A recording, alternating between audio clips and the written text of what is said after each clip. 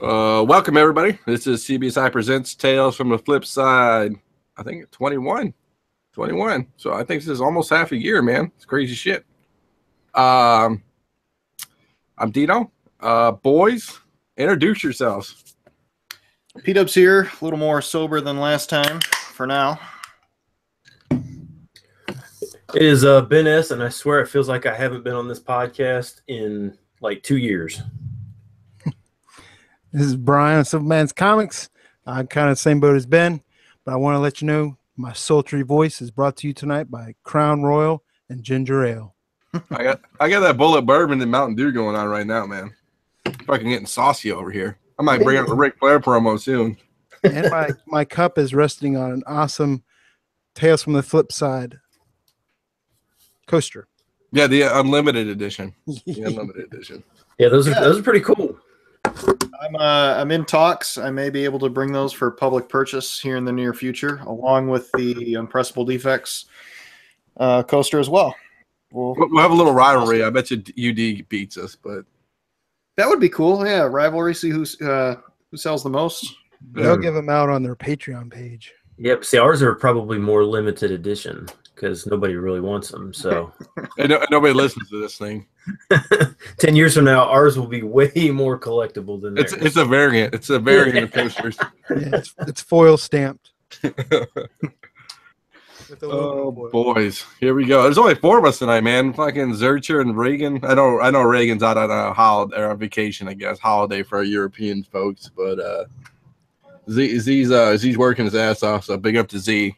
So, well, yeah, because it can't be for Walking Dead because that show is freaking crap now. No, man. Good thing I saw my Walking Dead 19. Thank God. You won that off of me, didn't you?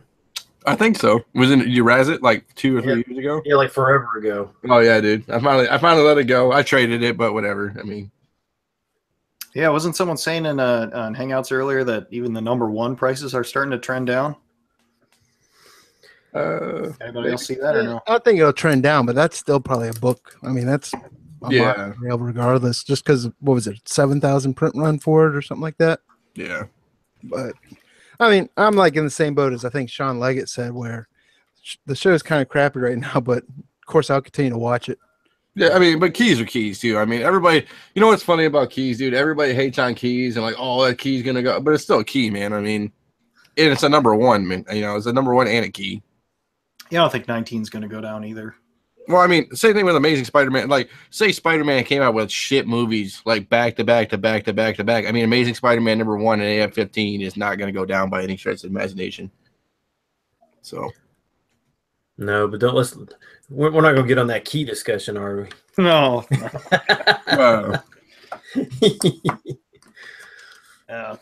I just leave it at whatever you want whatever's a key to you is a key to you. Just leave it at that. I got a lot of dollar keys. Yeah. Come on over to Paul's house. We'll talk about that later. Yeah, Dino came to the Paul's Problems headquarters. I did. We'll talk about Dino. Do you want to talk about your Italy thing, or is that kind of off the books for now? I mean, we could, if you want to talk about it, we can talk about it. I don't know.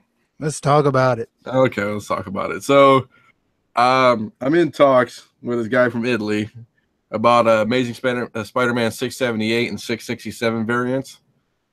Big money, man. Big money. So, for those that don't know, describe which ones those are, because yeah. So 667 is the famous Del Auto, which is like super duper rare. It's him. I think it's him hanging down, and is it Ryan? Is it Rhino on it? Which one is that one? He's under the bridge.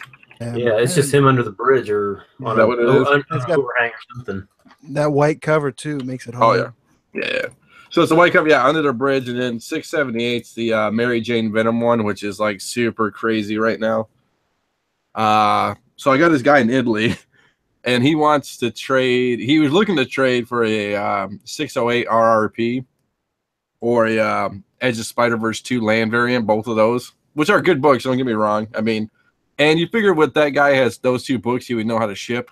So it's kind of crazy. But it's in Italy. It's in Europe. So we'll see. I don't know yet, boys. I mean, if I get it for the right price, it could be a hell of a flip. I mean, we're talking like big money flip. So yeah, that'd be awesome. I was joking with Dino. I said, "Are you gonna make a YouTube video on how to package and ship books?" I'll just ship him a link, dude. And we've been working on, I guess, a little self promotion. I guess we've been working on the new website Tony has. He's been killing it. He made like a little shipping page of how to ship books for people. Nice. And I think he took Leg's article from the website, but whatever. So no, I mean, we'll see how it goes. I mean, it's going really well. Tony's been busting ass on it, so we'll see how it all turns out. It looks awesome. You can make offers on the site and stuff. We don't have it live yet, but we'll see. That'd be nice. Mm-hmm. Yeah. So congrats to you guys. Yeah, we're trying, man. We're trying. We're just out here, man. So trying to do it all. But so boys, let's see what's up on the old outline here. Stranger Things. Yeah, I threw that up there. I mean, hopefully people Can we talk about it? Now. Can we talk about it? Because it's like, no. Maybe not specifics, I suppose. But I saw it. I thought it was good. I was surprised. I went back and looked, and season 1, I think, was only 7 episodes, and this was 9. But I guess maybe I spaced it out. Season 1 just seemed like it was longer. And I guess we can talk. I guess I can talk about it a little bit. They're saying I heard when season 2 was rolling out. I guess we can. I don't know if I'm going to spoil it or not. But I guess the other seasons that are coming up are going to be the same amount of episodes. I think 9 or 10 or something. I didn't know that. It's been out long enough. I think we can just spoil away. Okay. So yeah, season 3 and I think it's up to 4 seasons they got green lighted for on Netflix. I think it's going to be 9 episodes each. So, hey, oh, you know what? I was going to ask Matt DeVoe what they do for the money for kids these days. Like, what is the law for child stars? You know, back when, like, parents were just spending these kids' money, and now I think it's like locked up till they're 18 or something like that. Or usually, I mean, business wise, I guess. If you're doing it right, you would set up an LLC, and then that would just go to LLC, not to like some kid's bank account, like some little kid like 12's open up a bank account. But yeah, you should open up an LLC, I would assume, and then that would just go in there as a business because you got to write off on taxes and stuff too.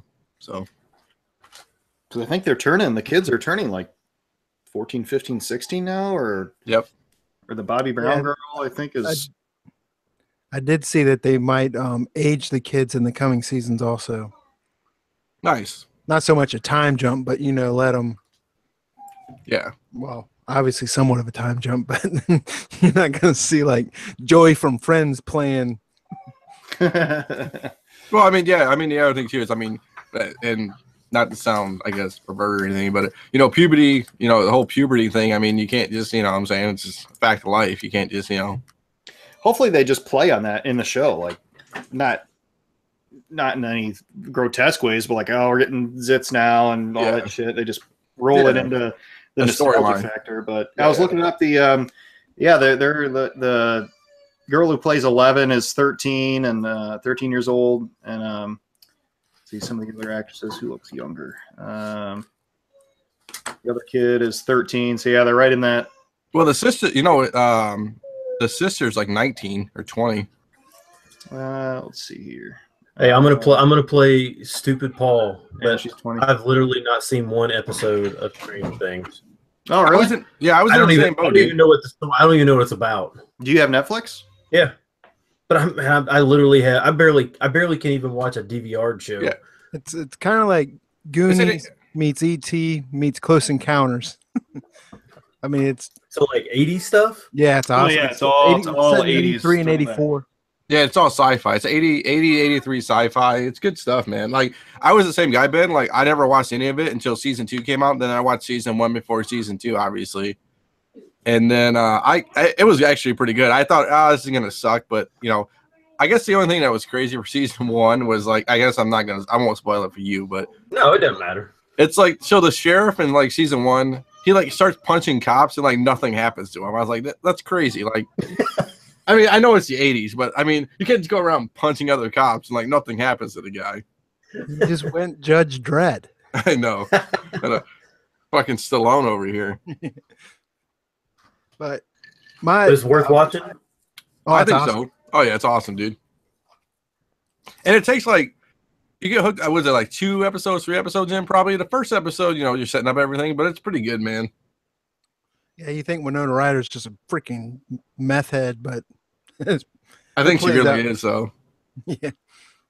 Yeah, the one actor was stopped at LAX. I guess they had cocaine, or if they found cocaine in his luggage. it's a small residue, Paul. Okay, so he must have done some coke and had it in his pocket, and then like the little grams they found. I mean, it was like it was like just presents. It wasn't even like full cocaine. You know, it's like some residue in a bag, maybe. So Yeah, so they just turned him around. pretty much. And he couldn't make like the premiere. But by far, and I've said it in Hangouts, Sean Astin is the MVP of season 2, in my opinion. He is for sure. Bob Oh, yeah. Peavy character is great. Yeah, if you get a chance, Ben, I'd just check it out. It's hard to describe without. I mean, Brian did a good job. That it was just like a mashup, but it's hard to describe the show without spoiling it. I just say just check it out if you get a chance. Each episode is like what 45 minutes or something, or Yeah, roughly. 45, 50 minutes. Well, that's cool. I mean, if for some reason it spoils out, I don't. It's not like I'm way behind, so it's not like It's like you and what series you're way behind on? Guardians of the Galaxy. No, I know I'm behind on Thrones for sure. I'm on Thrones like season 2. I'm still on season 2 because I'm a punk. Season 2. I know, dude. Look at everybody's like, oh, disgust. Fucking. I haven't seen any of it, so big surprise. You know, it's hard. It's like I get too medieval out, dude. It's like too fantasied out, man. It's like I only can take so much, man. Too many flying dragons, and it's like I just got to get back into it. So another thing about Stranger Things for season 2, they kind of did like, after Talking Dead came out for Walking Dead, they do this for all these shows now. But on Netflix, they have a Beyond Stranger Things, which is like, I forget what it is, like 6 or 7 episodes, and each one is like 20 minutes long, and they have people from the show and the creators. Oh, really? I didn't know that. Yeah, it's pretty cool. I didn't watch it. I should watch that too. It goes behind the story, and then it'll have like the directors and the producers, and of course each one will have a couple different cast members. And It's called Beyond Stranger Things. yeah, usually it'll suggest it when you're watching like the last episode of season 2 or something like that, but it's on there. You just got to search for it. Cool. I would say you might be able to watch it with your kids, Ben, depending on how old they are. I don't know She's 11. Well, I mean, all they do is cuss, really.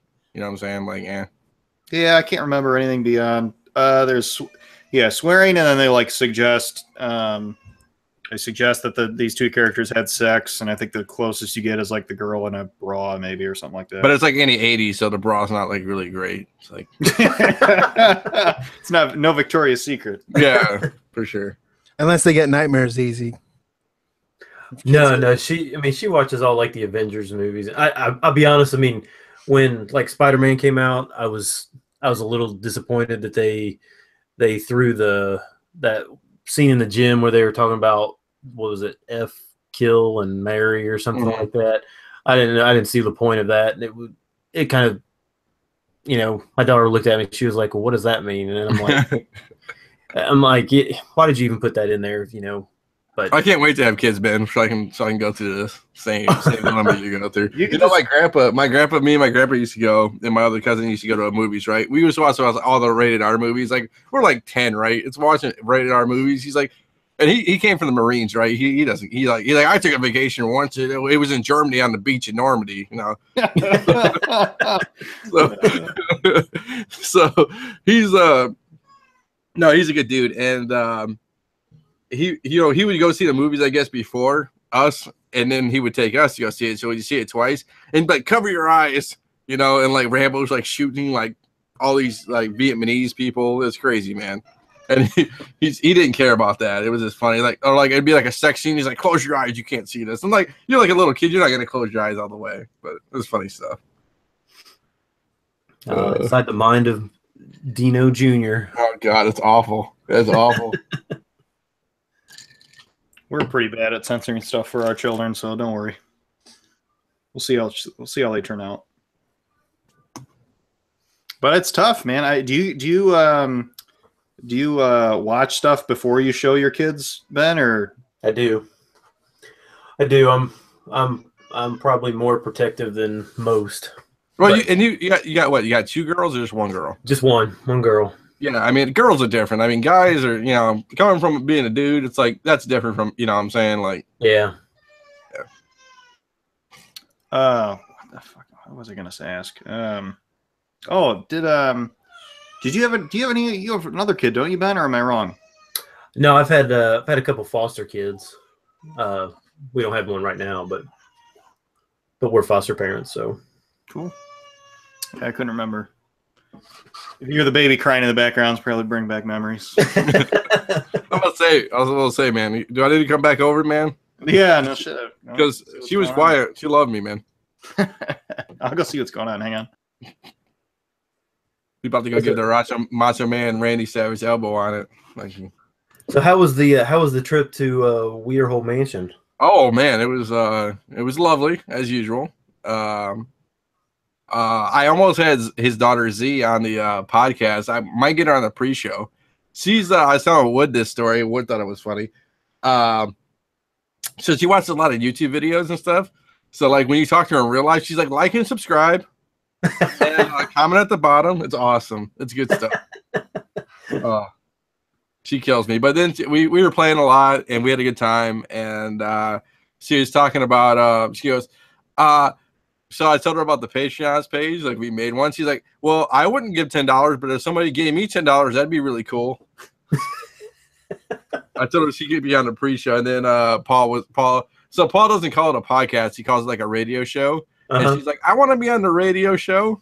So funny. So it's good times. No, I'll have her out one time. It's funny. She's cute. Funny. No, it was cool. I guess we're gonna jump ahead a little bit, but he's trying to.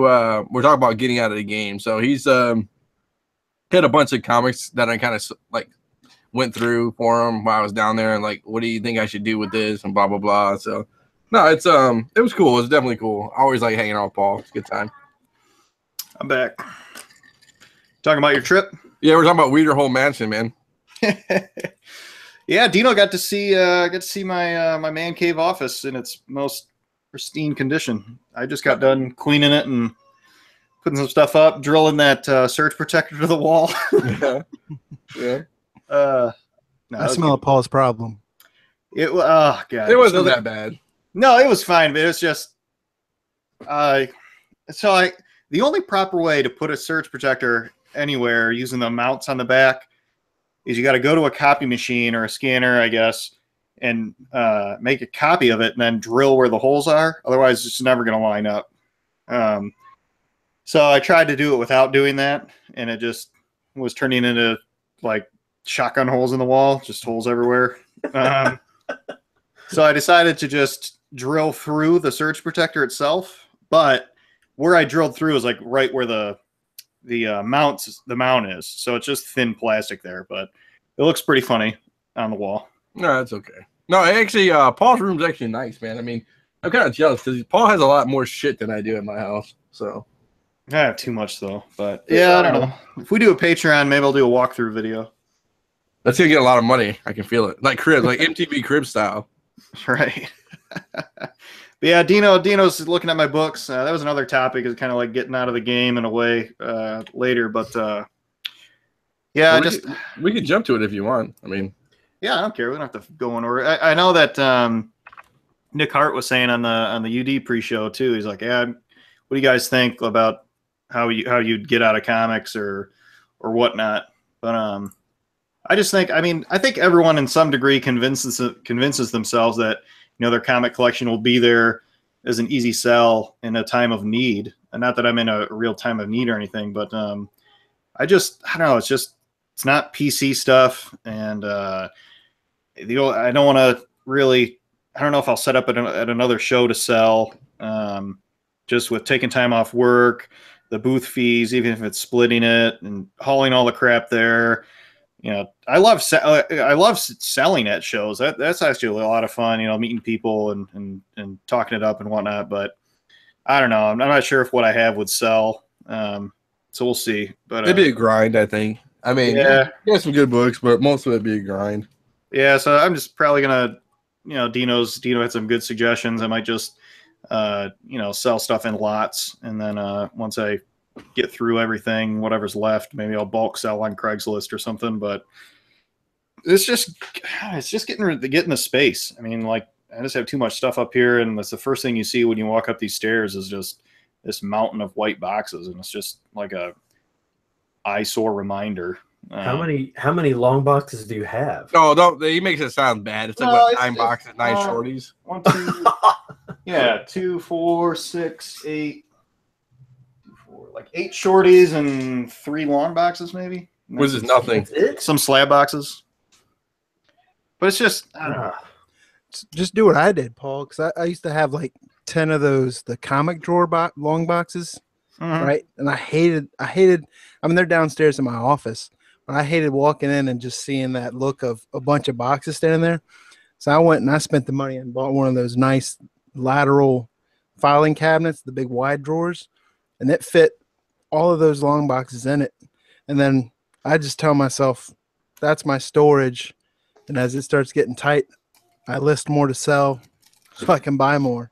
I mean, because I have more. That's just those numbers are just the books that I don't want. So beyond that, I have like all my turtle stuff, which is in a closet where I can't really get easy access to it if I wanted to pull out a few issues or inventory what I have. So my goal would just be, I'd love to just get rid of basically everything I just talked about, all those boxes, and make the money I could without going to, you know, an LCS or a Craigslist deal if I can avoid it, to get you know, taken out to the cleaners. And then stars. Yeah, no shit. And then after that, just, you know, pull out my turtle stuff and, you know, hang stuff on the walls. Joe, Dr. Joe, I got to give a big shout out to him. He found these CGC frames that I couldn't even find them, the same ones on Amazon, but they fit most slabs, and just because the new ones are a little bit bigger and that sort of thing. But so I hung up a few slabs when I took a few days off for my birthday, and just when you're able to display your collection, it really puts things onto a different level, because you can look at it, you can appreciate the art, and you know, if you have people come over to your house, it's just out there rather than in a box in the dark. So I know that Scott at Scott's house, he has a few of those different type of hangers, but no, they're really cool, dude. They came out really nice, dude.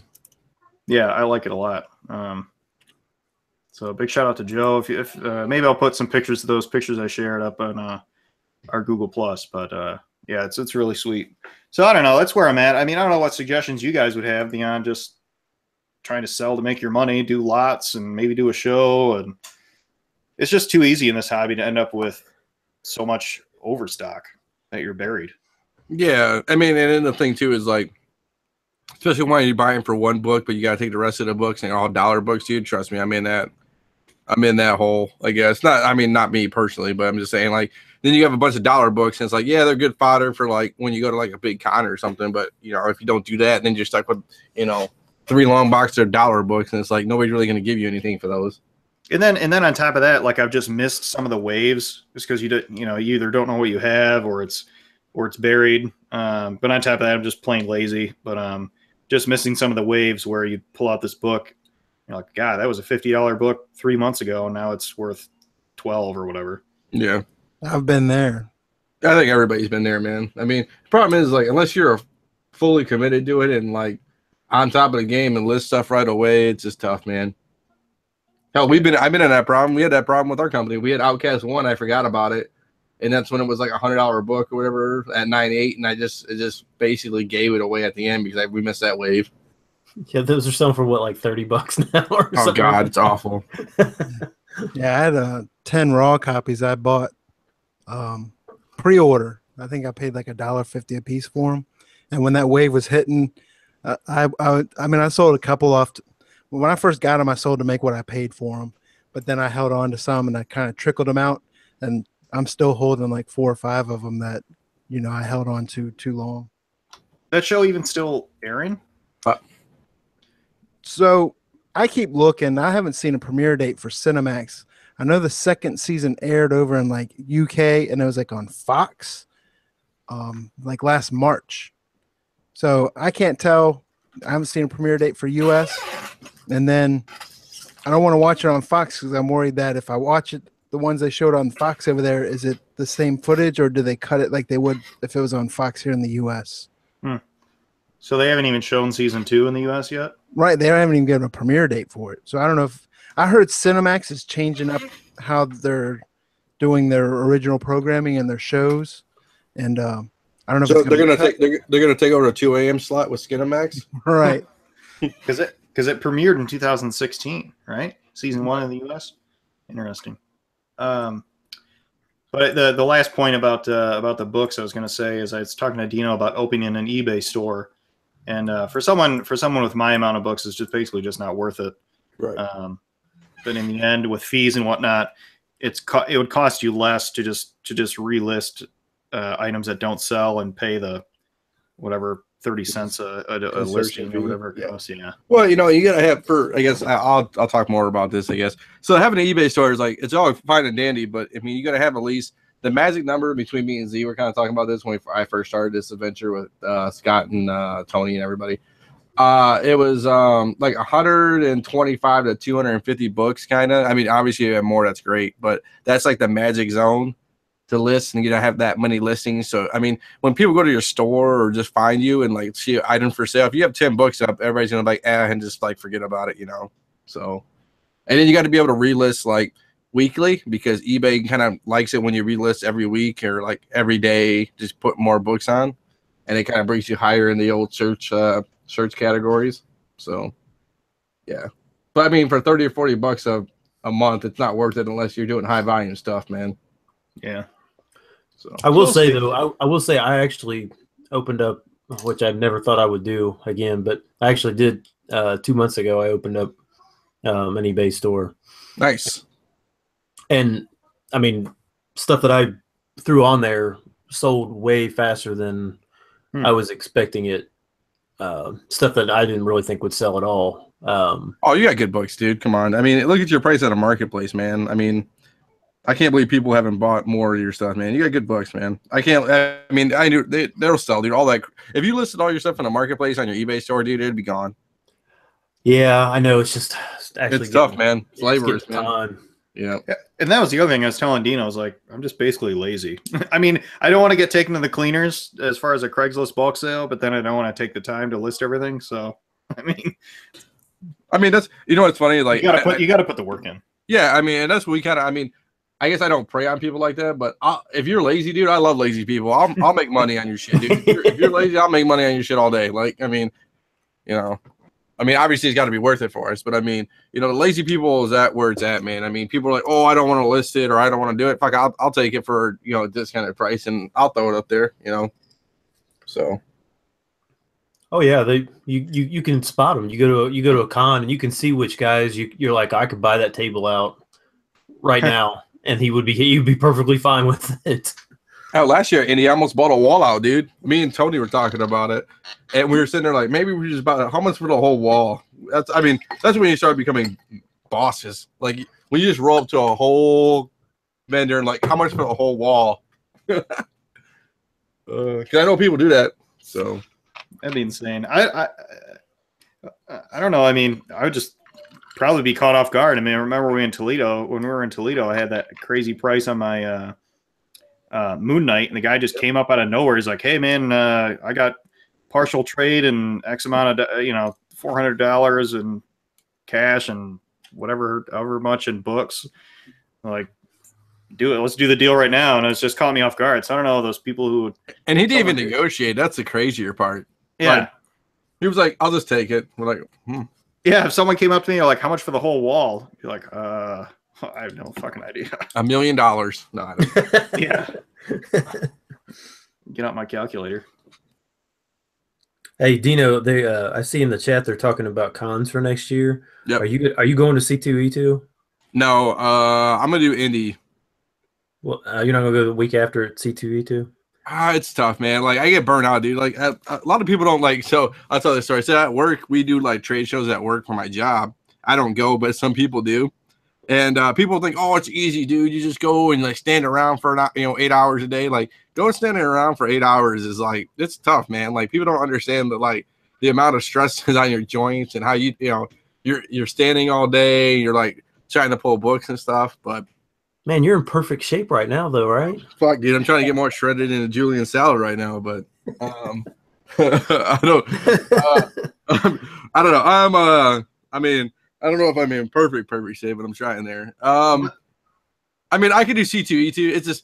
It's tough, man. It's like I got to take 3 days off and then try to take another 3 days off or 2 days off and go to Chicago, and it's like and you got to get a room or something like that. It's tough. There's speaking of fitness, my wife's watching this show where they have overweight people come in and they have these personal trainers work with them, but before they work with them for 4 months, the trainers try to gain as much weight as they can themselves. Oh wow! So then it's two fat people working together, but the one of them's a trainer. It's pretty interesting. There was a guy who did that on YouTube as a personal experiment, and so he kind of like started the idea for the show. But it's pretty interesting. There was this woman she was watching today who was just kind of bitchy about, anyone who doesn't want to lose weight is just lazy and they can do it. They just don't want to and blah, blah, blah. But then she got a good reality check later when she was the one with a few extra pounds. Well, I'm not going to say that's not entirely true. I mean, you can have medical conditions and stuff, but honestly, it's for me, okay, I know I'm only 32 and I'm not like 40 or 50 or 60 or something like older. But I mean, for me, it was just like watch what you eat and like lift. I mean, it's not like I'm trying to bench press 800 in my basement, but it's like I'm trying to just lift an hour a day and just try to eat semi-healthy. I mean, you go to Wendy's, you just can't crush 2 triples with cheese, fries, and a burger. I'm like Baconator fries on top. Yeah. I mean, you just got to eat in moderation, kind of. Which is no big deal. And then just like lift a little bit. I mean, just do weights. I mean, you don't need to get 50-pound dumbbells and just like crank it out and like struggle. But there's a buddy of mine who used to just like do sit-ups and push-ups and stuff during the commercial break of TV shows. Yeah, man. I mean, same with comics. Just sell your shit, put the time in. Yeah, man, I mean that's all it is, dude. It's tough though. I'm gonna be honest. I mean, once you hit that 40. Oh, I bet, dude. And my body, it's like my joints hurt. Everything hurts so bad. You're just like, you wake up in the morning and you're like, man, my ankles hurt, my back hurts, my head hurts. Yeah. It sucks. I mean, for me, I guess I'm shorter. I'm only like 5'9", 5'10" or whatever. But I mean, I was heavy at like 215, but now I leaned out to like 195. I mean, I probably need like 10, 15 pounds, like 180, 185. But it's like, I don't know, dude. It's just like I played hockey on Wednesday nights, but yeah, I can feel it, dude. I mean, it's like it gets harder. Don't get me wrong. It does. Sucks. And then some days like you just come home and like the bad part is like when you come home, I used to work out in the mornings, right? Like especially in hockey, like I'd play hockey at like 5:45, 6 o'clock in the morning, right? And then go to work and stuff like that. But now it's like you go home, it's like you get home, especially after a stressful day, you're like, I don't want to work out, man. I just want to go home and like lay in my bed and forget about it. That's the worst part, man. Oh yeah. Especially with the time change where it's dark. Yeah, it's dark. You're dark when you go to work. It's dark when you leave. Yeah. So, yeah, I mean, and it's like, honestly, it's not that bad. It's, it works though. I mean, you just got to stay on it, man. I mean, the days, take a break, you're going to have your ups and downs. That's what I say to everybody. You're going to have your ups and downs. You're going to have a day when you're not feeling great, or a day you're like, oh, I had fucking McDonald's and I had 4 Big Macs or whatever, but you just gotta, Do you guys eyeing anything for Black Friday? Do any of you guys go out with your family or whatever for 4 a.m. sales and all that crap? I've got to get me. I'm gonna have to get a PS4 for. I got one, dude. It's awesome, for the dude. prices that they're at. What game are you eyeing for it? What makes you need it? Well, my daughter wants me to get the VR thing, so she wants to get like Star Wars, the Battlefront, and stuff like that with the VR. But Oh, I heard Star Wars Battlefront's getting. I guess I'll drop the F-bomb. They're getting fucked right now through microtransactions, dude. Or that game's just shit. Because you got to buy like all these microtransactions to be decent at it. oh, really? Yeah. To upgrade your To upgrade all the shit. Yeah. That sucks. Yeah. The DLC stuff has really changed video game market. Yeah, I mean, and people. The problem with it is like, I guess we can talk about video games a little bit. So like microtransactions is like it changed the game. Like, I mean, I understand like back in the day there was no microtransactions, but like today's world, like especially nowadays, like you go to different retailers, there's different DLCs you can get, there's different all this stuff, and it's like I don't want a game with a microtransaction happen. Look at Skyrim. Skyrim's a perfect example. No microtransactions, DLC for days, and you get free content. It's like it's a win. It's a win for sure. I mean, there's some games people buy and they don't even play the the campaign. They Call of Duty. They skip it right. They skip right to the multiplayer, and then there's. I mean, any of those big games, if you don't have the DLCs to expand over time, you're just gonna have no one to play with. Yeah, I don't. The new maps and stuff. Yeah, Call of Duty, dude, for sure. Like, I used to be a pretty competitive Call of Duty player. Like, I was pretty decent back in the day. I'm probably not so bad anymore, but yeah, we wouldn't even play. Me and my boys wouldn't even play single player. We would just laugh and just go straight to multiplayer and just wreck kids.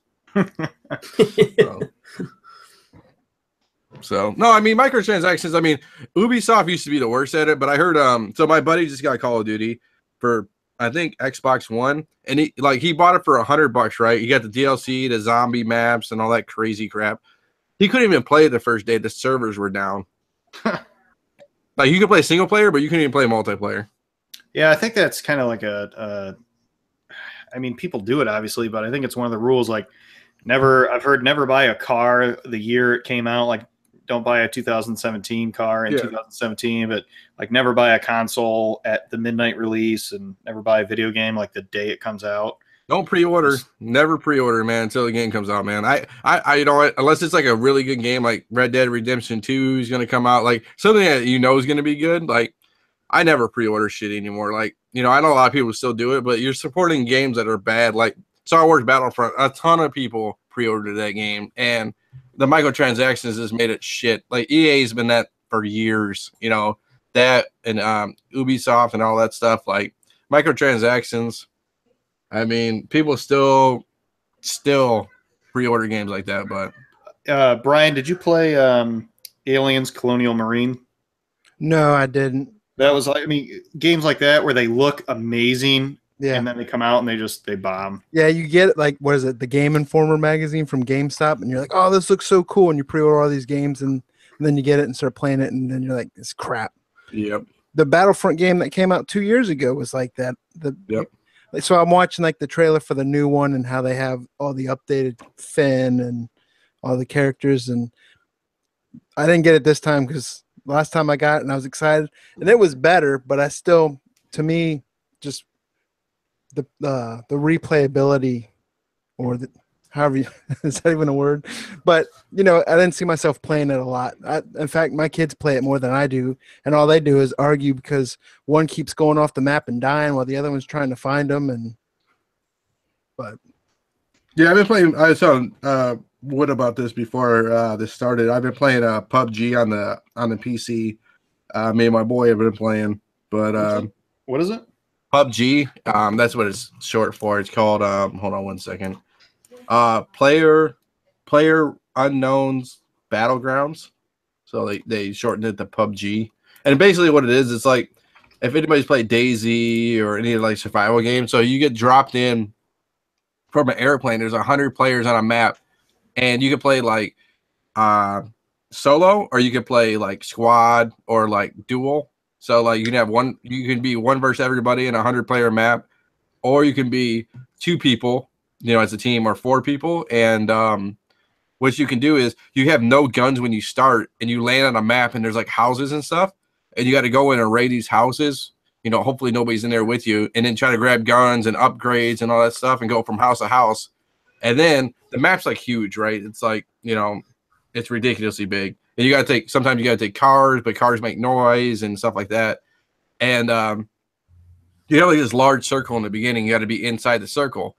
And then the circle shrinks, and you got to be. And then if you don't get inside the circle, you die pretty much. You know, like a little blue ring comes by and like kills you and like damages your health, so they force you into the circle. And basically, people die off, and there's like a little circle left. And usually, it's like 10 or 15 people left or whatever at the end. And then they just get to like the tiniest circle, and then you just play off of the, you know, then whoever wins wins. It's like a one, you know, it's like King of the Hill kind of thing. Huh. So I'll tell you what's a pretty fun game that my kids, I played with my kids on Xbox One. It's a game called Cuphead. Yeah, Cuphead, dude. I've been playing Cuphead. Yeah, it's cool because I just enjoy watching because it's got that 1920s animation, cartoon animation style to it. Rubber hose animation. Yep. Yeah, but it's it's old school game because it's basically nothing but boss fights. And it's tough, dude. It's tough. You got to pick patterns out, and it's just frustrating as hell. And you get like, there's no checkpoints or anything like that. I mean, it's old school. And my son's like, "Come on, keep playing with me." I'm like, "Nope, I'm about to throw my controller through the TV." Yeah, it's not Dark Souls or Battletoads hard, but it's pretty hard. Or Contra hard. It's not that hard, but it's pretty tough. And then I've gotten to where I won't pre-order, but I also don't buy the physical games as much anymore. I just buy the digital downloads. Yeah. Bought expansion like Seagate disk, external hard drives for extra storage. I mean, the downside of that is if you're big into trading games in, you don't have a game to trade in, but it's just easier, and you don't have to keep wondering where your disc is, or, you know, I got a 6 and 4-year-old boy. They like to put their dick skinners on everything, and then the disc is scratched. And I buy games on eBay, dude. I get it for cheaper on eBay instead of like trying to go to a store and buy them. That's my kind of gimmick. Yeah, I was gonna say the only trap with the DLC stuff is if it's an older game. So sometimes it's still full price on marketplaces, and you go to eBay or wherever, and it's so much cheaper. Both my kids have been wanting. They want a Switch for Nintendo Switch for Christmas. I would buy a Switch, dude. I really would. And we told them it's too expensive for Santa, but we bought the one that has the Mario Odyssey bundle. Oh, dude, Mario Odyssey. We should talk about that. That game is awesome. I haven't played it, but all I saw was like good shit out about it. Oh yeah, all day long my 6-year-old watches YouTube videos of Mario Odyssey, and he's like doesn't sit there watching. He's like act like he's playing and jumping in the middle of the screen, and he's making faces of whatever the villain is making on face. And I'm like, "What are you doing?" He's like, "I'm doing the villain, Dad." So we got him that, and of course we're still playing the whole thing like, "Oh, that's really expensive." And I can already see, you know, because it's portable, you can put the little things on the joysticks on the side and play in the car. I can see my kids fighting over that, and or breaking it from the little plastic tabs. Yeah. Even though they have a Game Boy, but it's not the Switch, and yeah, it's gonna be fun. But so we got them that, and I got a Mario Kart because I was thinking, oh, I'll hold off till Black Friday. But from what I've seen, like the only good games for Nintendo are the ones that Nintendo makes, right? Yeah, Legend of Zelda, right. The Zelda game, Mario Odyssey. And if they're new, they don't go on sale for Black Friday. Uh-huh. Or instead of 58 or whatever, they'll be 56. Hey, that's a deal. Yeah. So I got the new Mario Kart, which, to be honest, I'm kind of excited to play myself. And then I turn the big 4-0 at the end of the month. And happy birthday. Yeah. My wife said, "Well, what do you want for your birthday?" And I started texting her suggestions. And she's like, looking at me, she's like, "Are you serious?" I said, "Yeah, why?" I'm not that flexible. So she's like, you're turning 40. I was like, so I sent her a new wallet, which isn't just any wallet. I want a leather wallet that has like Silver Age, Iron Man, Tales of Suspense, and a bunch of comic book covers on it. I told her I wanted Call of Duty World War II because it's back to World War II now, so I'll play that. Oh man, those new. My brother and I. Sorry to cut you off. Just when you said that, my brother. Go ahead. I'll go ahead. Well, and then what else was on your list? Sorry. Way to fuck that up, Paul. Way to fuck that up. It's a short list. There's only a couple. And then I told her I wanted the Hella. What is it? The 6-inch Marvel Legend Hella figure. And she's like, "This is what you want?" And I was like, "Yeah, why?" She's like, nothing. I was like, whatever. It's not like you and your freaking LuLaRoe freaking leggings and stupid craft crap. Man, this is turning into like a counseling session. And my wife, that bitch who can hear me downstairs right now.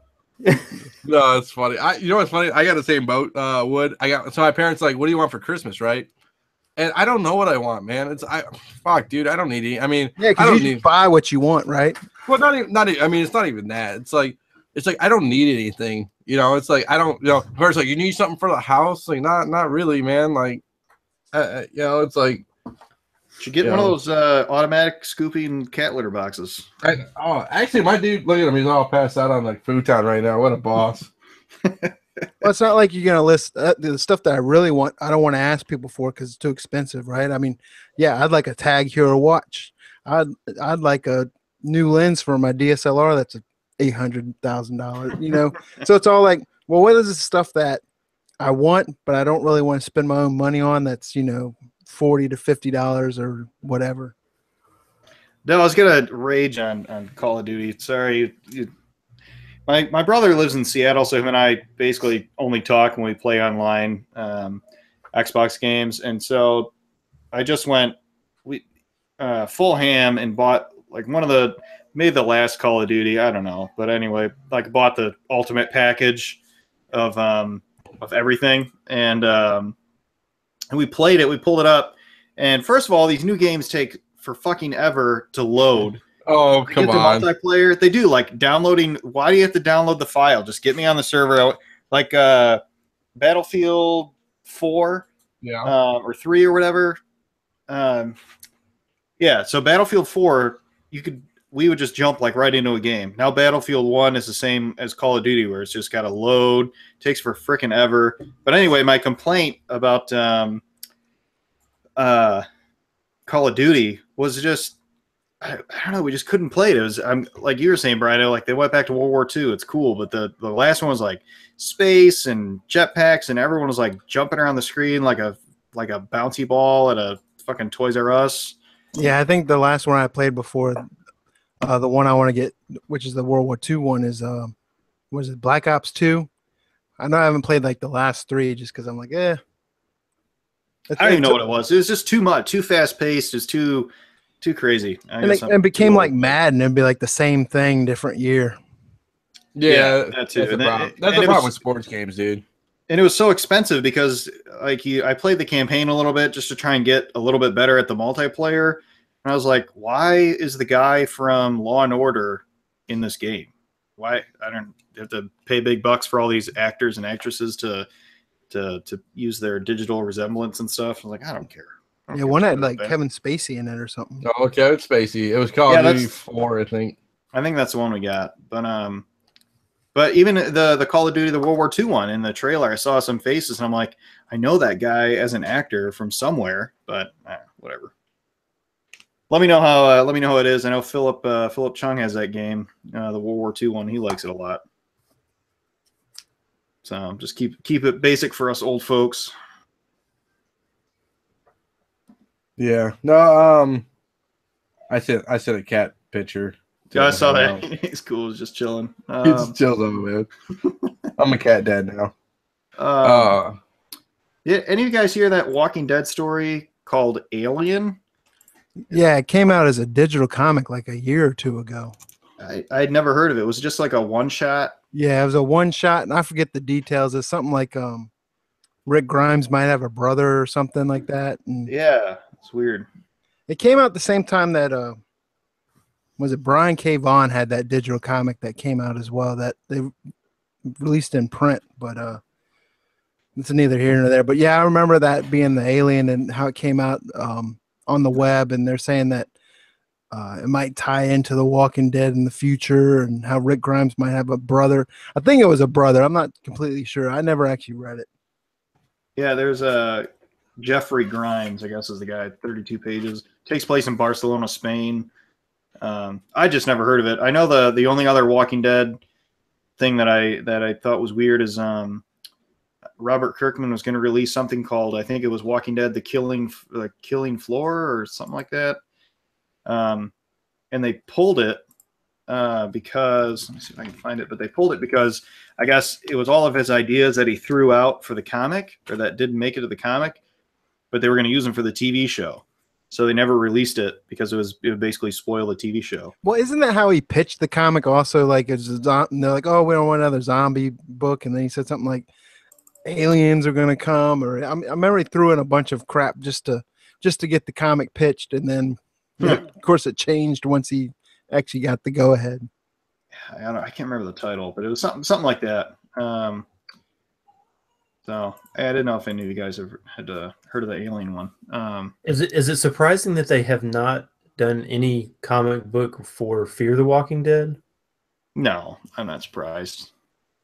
Because that show right now is way better than the regular one. Yeah, I've been trying to keep up on that, and it picked up a lot. I know the first or season 2 was kind of ho-hum, or I can't remember which one. But yeah, I fell off right at the beginning of season 2. Towards the end of season 1, and then I did hear that it picked up. It's actually really good. I'm just surprised. The only complaint I had is they pitched it as like this big Before the Walking Dead series where you were to reveal a little more, and it kind of did in the beginning, and then all of a sudden between episodes they wake up and they're in this military run, their village with fences all up over the place, and you're like, what the fuck? I wanted to read more about the like slow build of the plague. So I don't know. That was my only complaint from the beginning. Well, I fell off because the son covered himself in guts, and then he was just kind of walking around dribbling a basketball and shit. And then like the Mexican, the one guy who knew had a weird ass backstory, the way he was like interrogating the dude, and you thought for sure that he had died at the end of season 1. The way like was it that mansion blew up or caught fire or whatever. Yeah. And then that seemed weird when season 2 started, so I just kind of stopped watching, but I need to catch up. Yeah, it was good. I liked it. I don't know what season they're on now. 3? No, I think they just finished 3. I think the next will be 4, I think. But yeah, I agree. It's better than regular Walking Dead. But I don't know if they'll do a comic. Maybe. It'd be a fine money grab, I'm sure. I know the most recent rumors were that the shows are going to cross over somehow or other. Yeah, a long way to go. Washington to Mexico. That's a long walk. What else is on here? Dino, I didn't get a chance. My buddy was going to download it, but he hasn't yet. The 30 for 30 documentary. The Ric Flair, Rolex wearing, son of a gun. I can't wait. This is gonna be awesome, dude. So I watched it. Anybody else watch it? What did you watch it? I didn't get to watch it yet. God, it's all. I have it saved off. I won't even say DVR because PlayStation View, I guess. Yeah. Stein, did you watch it? Are you into wrestling? I was. Well, see, my wrestling was back when like WrestleMania 5, and I mean like way back. It was That's cool though, because Rumble '92 was like fucking Flair's inauguration to the World Wrestling Federation. But yeah, I was all WWF stuff. So once it started switching over to WWE, then I was out. Yeah. No, understandable. So I watched it. I thought it was awesome. I mean, some of the stuff I already knew. I'm like a huge wrestling buff, I guess you would call it. At least old school wrestling. Like somebody asked me about like Kenta or like all the new guys. I'm like, I don't fucking know. But like the old stuff, like I'm pretty much a connoisseur when it comes to old school wrestling. I could talk about it for days. No, it just kind of brought out the persona that is Ric Flair and how he became, Ric Flair instead of Richard Fleer, which is his real name. And, how he, made, because a good wrestler kind of takes his persona and amps it up 100%, becomes like a cartoon character, but it's just like his same self, just 100 times more crazy. But Ric Flair kind of took that in his personal life, and it's a great watch. Like, him being a ladies' man and like him with all his money problems. Like, I mean, when he talks about Rolex wearing and doing jets and limousine riding, he was doing that in real life. I mean, he was spending so much money, he didn't know what to do with it all, So no, it was a great documentary. I would tell anybody who hasn't watched it to watch it, even if you're not a wrestling fan, because it gives you the good age of like like how Ben said he was a WWF guy. Like that was kind of like for the kiddos. Like when I was a kid, I was watching WWF, but NWA back in the day in WCW was like for the adults, like Dusty Rhodes versus Ric Flair. Like you don't understand like when you're a kid, especially in my era when I was like 8, 9, 10, 5, 6, whatever, and you don't understand good heel work, which is bad guy in wrestling terms, like a heel. Because you're all about Hulk Hogan and Randy Savage and all those guys, all the good guys. But Flair, when it comes to being one of the best villains in the game, he was, and you don't appreciate it until you get older. And usually by the time, people have passed their prime or stuff like that, but it's awesome. I used to love watching the old Ric Flair, Ricky the Dragon Steamboat matches. And dude, they're all, and Steamboat's in the documentary, and he talks about working with Flair and how it's one of those, I think even Flair says in the documentary that Ricky the Dragon Steamboat by far was one of his best people to wrestle with. I mean, Ricky the Dragon Steamboat is a he's a when you talk about people who are like a disciple of the game, like one guy who like feeds off everything, like he's a master at it. Let alone him and Savage at WrestleMania is probably one of the greatest matches ever to ever be put on. But he even talks about it, and Steamboat talks about how he had hour-long matches. This is back in the day when like wrestling was like hour-long matches. Like they would have a hour-long match, and Hulk Hogan and people in WWF would not have an hour-long match, but Ric Flair would go an hour every night. He would wrestle every night for an hour and then go out and drink ridiculous amounts of like crazy amounts of liquor and like beer, and then like wrestle the next night. He should be dead. He literally should be dead. He's like the Keith Richards of wrestling. Like I don't know how he's not dead yet, but no, it's a really good story. Did it check all the boxes for me? Probably not, but I mean, it's still a good story. He's an icon. He's one of the few people who have been inducted into the Hall of Fame twice. Once as the member of the Four Horsemen, which is one of the greatest stables ever. The stable is like a group of guys who like join forces and like become a team. He's one of the greatest stables ever, which is the Four Horsemen. But it's a great documentary. I'd probably like to see a little bit more, but I mean, we'll see what happens when the next ones come out. So I used to watch, what was it, every Friday night on TBS back when TBS had all their shows starting at 7:05 or 7 o'clock. Yep. And then I used to watch, was it WCW, and then of course TGIF. Yep. I used to watch WCW back in the day when the Monday Night Wars rolled around with Monday Night Raw and WCW. And then me and my cousin used to watch a crap ton of both pay-per-views, like WCW and WWF pay-per-views. It was a golden area, man. It really was. Like you had the Attitude Era, and then you had all the legends from the 80s going to WCW. I mean, you're not gonna find it anymore with like modern day wrestling. I hate to say it, like I try to watch some modern stuff here and there. I watch WrestleMania or watch something like that. It's just not the same for me, Remember when WWF used to do like the Saturday night main events? Yep. No, it was Saturday main event. Like I don't remember too much. I mean, that's a long time ago. I don't remember watching too many Saturday night main events, but it was it was good though. I mean, maybe I didn't know because I was younger and didn't keep track of TV listings at the time, but it seemed like half the time you didn't know when it was going to come on. Yeah, no, for sure. Staying up late and you're like, oh crap, this is on, cool. Yeah, well, they started doing I think ESPN started doing Saturday night main events and stuff like on ESPN. Is it Classic? I think they were doing classics, and they had Saturday night main events on there and stuff. So, but no, I mean, it's really good. I mean, and to be honest with you, like I kind of hate the network, but the network has good archive footage of like old stuff. Like I'll usually watch it for that. You know what I'm saying? I know on Kodi you can get a WWE network on Kodi, but no, it's good stuff. I like it for sure. Yeah, that WWE on Kodi's awesome. I mean, you can watch everything. All the old WrestleManias, all the old pay-per-views.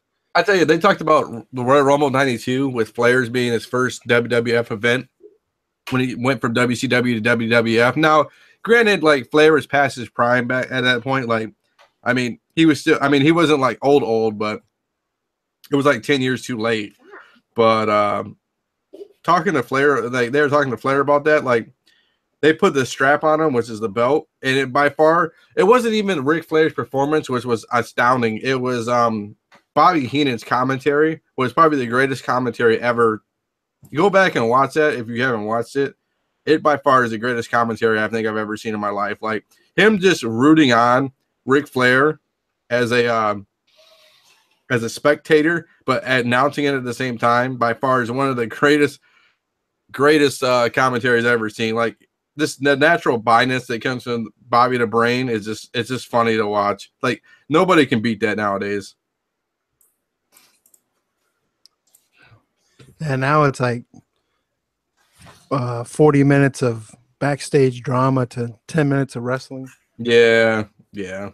Well, and then they try to be hip and stuff, and like the other problem too is like we all turn into the wrestling and kind of forget about things. And they try to be socially like up to date on things. It's like it's almost like South Park. It's like, dude, I'm not trying to be. I just want to like forget about things and watch, wrestling. Yeah, something fun. Yeah, something fun. Watch some cool dude jump, 15 feet off the top rope. Yeah, the Rockers.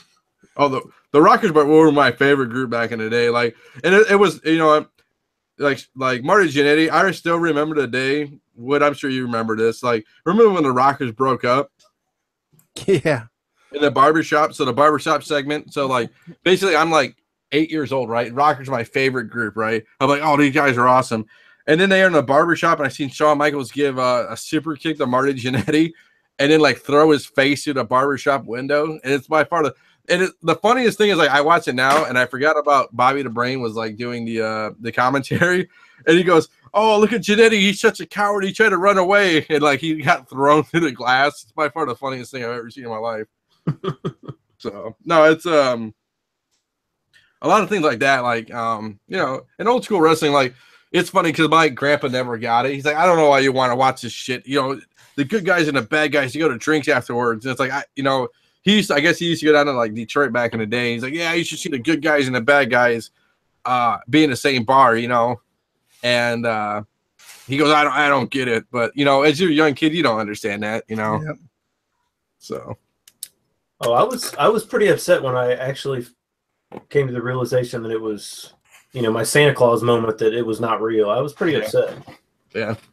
Yeah, but then you also come to the conclusion that it might not be real, but it's It real still enough hurts. to where it hurts the hell out of them, Yeah. Oh, for sure. No. Like having a bump or getting hit with a real steel chair. I mean, it's not like that's fake. It's like, okay, so it's choreographed here and there. You know who wins and who loses, but no, it's good stuff. So do you see on the chat that Will Brogdon said he did see Justice League? Oh, did he? Tonight? Yeah. Said it was man. Said it was really good. Cool. I saw like there was some Twitter, I guess there's no official reviews yet, but the Twitter reviews, at least they're saying that it's pretty fun and exciting to watch and stuff, which is better than I thought it would be. Was there? Hey, Will, was there any after scene stuff? Don't spoil it, but was there any after scene stuff? End credit scene. Yeah. I thought I heard somewhere that it was. Was it?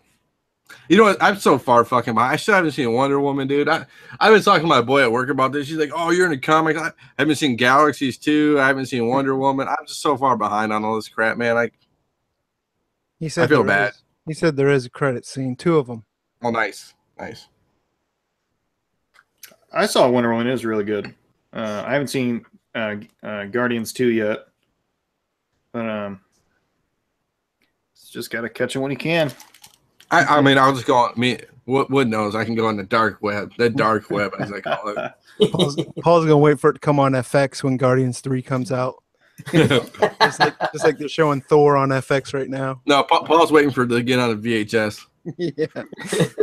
He's still waiting at the video the one Blockbuster in the country, waiting for someone to return the copy. Come on, man. He must have $1 million in late fees. Come on, man. What's his address? I'll go pick it up. I used to do that. I used to wait at the video store forever for T2 to come in. And when I was a kid living on base in Germany, we had a beta and didn't have a VHS, and they had one copy of Return of the Jedi, and we'd go there after brunch on Sundays, and I would ask, there's one's coming back today? And my parents said, come on. I was like, can we just wait a little bit longer? There's one supposed to be due back. Or are you get an asshole doesn't rewind the tape? Yeah. Oh, yeah. Well, then when everything switched over to DVDs, you'd bring it home and it'd be a fucked up copy. Yeah. Or you don't open a box up and it's a fucking paper copy.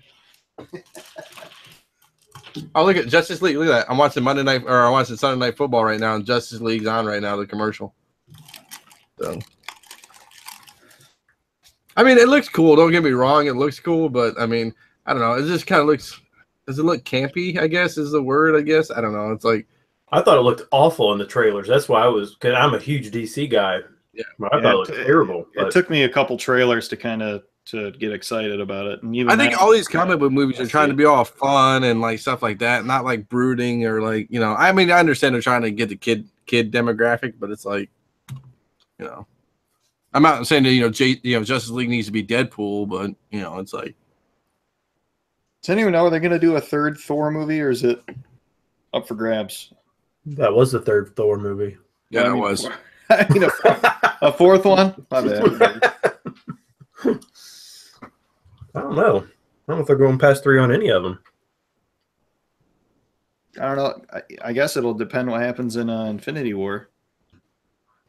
You probably won't have another Thor till after those two, I would imagine. I mean, they got so many additions. I mean, they got Captain Marvel, Black Panther. I mean, they got all those that they got to go through. Yeah. I was trying to think of how long, if ever, before any Beta Ray Bill stuff sees the light of the light. Paul's betting big on Beta Ray Bill. Big. Well, not that big. I had heard that they wanted to use them in Ragnarok, and then they pulled it because they wanted to use them later on in the MCU. I hope so. Got a 9.8 sitting around. But watch it be like freaking Howard the Duck craze, right? Yeah. Is that newsstand? Yeah, it's a OG CBCS label 9.8 newsstand. I'll give you $75 for it. That's. I was gonna crack it and send it to PGX. What we get at 10-0? Yeah, get a 10-0. 10. They'll do a special label 10.9 for me. Just then take your PGX slab and send it to CGC. Just straight send it to them. I don't know. I got a couple 9.8 slabs that I wouldn't mind to switch over to CGC, but you talked about that. Yeah. I don't know. I don't know if you'd crack it completely raw or if you'd send the book in the inner well. I don't know. No, you crack it completely, and I mean, you had CBCS, right? Yeah, because I have a couple. I have like a couple books in the rivet label and stuff like that. I mean, technically, CBCS is more stringent than CGC, so I mean, you should get 9.8s in CGC technically. I know. I just feel like it's always a gamble. Like you said, I'll probably bring them to Baltimore next year, and we'll just roll the dice. Just crack them right in front of them. Yeah, exactly. That's it. I mean, part of me was like, can I just send them the slab? Well, it is a gamble because of the way they handle the books. I mean, they get so many of those get those fingerprints and stuff. You don't know what they're going to do. Yeah. Yeah, we'll see. But, I think Baltimore is pretty fair, though, to be honest with you. Like, we were there. I thought it was fair. I mean, I didn't think the grading was super stringent, don't get me wrong, but I mean, it was fair. It wasn't like people were just gifting 9.8s, you know what I'm saying? Give them to me, Paul, because I'm doing C2. I'm going to go up to C2E2, and they're doing on-site there. Yeah. Yeah. Fuck, I might go just for you. Okay, fuck, I didn't know you were going. If you're going, I might go then. Oh yeah, yeah. I already. Well, I applied for a press pass. Oh, wow, big timer. I'm gonna get a press pass too. When's the last article you wrote? 3 years ago. It's fine. Don't worry about it. Yeah, I might, Ben. I might take you up on that. I mean, I'm in no rush, but I want to, especially after I got those frames up. It's just kind of lit a fire to like, Those man, frames are pretty cool. I'd love to display some of my books that are just in the dark. And I have where all my stuff is it's a finished attic, so I have the ceilings that are slanted. So the ones that Scott Reagan has, I should have pulled those up, but they're these clear plastic ones that just kind of hold the top and the bottom of the slab. They're not a full frame, but those I think would be easier to hang on a slant, and I'd be more comfortable saying the book is secure in those versus trying to hang a frame on a slant. But yeah, I don't know. Just jumping back to that topic, I just I don't know. I'd like to come up here and just be able to chill and not be able to have to look at something that's screaming, work on this kind of thing. You could always do like the dude from Black Hat Collection, dude. Just put comic like those vinyl racks up, like those closet racks. That's what he does. Isn't that what you have, Ben? The metal? To display your books, some sort of. Oh yeah. I've got them hung on my wall. Where I've got like a bunch of 9/8 and stuff hung up on my wall, or books I like. I bought I think it's called Ribba, RIBBA, or I forget, one of those shelves at IKEA. It's basically a 6 foot, and it's for picture frames to put on, but it's perfect for CGC slabs. The one I'm thinking of, they're called Comic Mount, and they can kind of adjust their height, so you can put a slab or even a raw book in there, but they have a hole at the top and the bottom. So if we're on a slant, like I've been talking about, I could just put a nail into both of those slots to get it to stand up. But you said it was RIBBA for the IKEA thing? Yeah, I can find you the link. I'll send a picture of it in our Flipside hangout.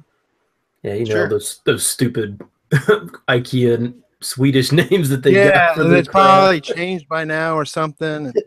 Well, the problem I got is I got the like the bookcase kind of style, but the thing that sucks about it is I can't fit slab boxes in it. So I don't know. Maybe I'll just go with a Home Depot rack, like the metal racks. That's what I got from all my books. Yeah. Yeah, I see what you sent, Brian. I was thinking about something like that where it would be 2 of those. Right. So I could do it on the slant that I'm talking about. Like one lip would hold the top and one would hold the bottom of the book, and then I could. I was just getting crazy in a rabbit hole if I were able to make one where like the top flipped up, so I could just swap the books out that way. Or if I did 2, it'd be a lot easier if I just slid them in. I can see the Paul's problem where you flip the top up to get one comic and they all fall down. They fall down the stairs too and just crack all down. Oh shit! How much you want for that Avengers 1, bro? Yeah. That was like where you buy an expensive book and then you're like, yeah, man, it's the most expensive book I ever bought, and then you buy another expensive book and then it keeps going. That price keeps going up. Oh, I bet, dude. That was, I think, 3 expensive books ago. Jesus. Hey, Dino, do you think those LED lights I have would do anything to these covers over time? There's no sun up here necessarily, direct sunlight. No, honestly, I don't think so. I mean, it's like you don't have the LEDs on 24/7. They should be fine. Yeah, and LEDs don't burn hot, so you don't have to worry about. Yeah. Yeah, I don't think they have any They don't have UV in it at all, do they? No. I mean, the only thing I could see is like if we had it like directly underneath LED for like mountains of time. I mean, it would be ridiculous.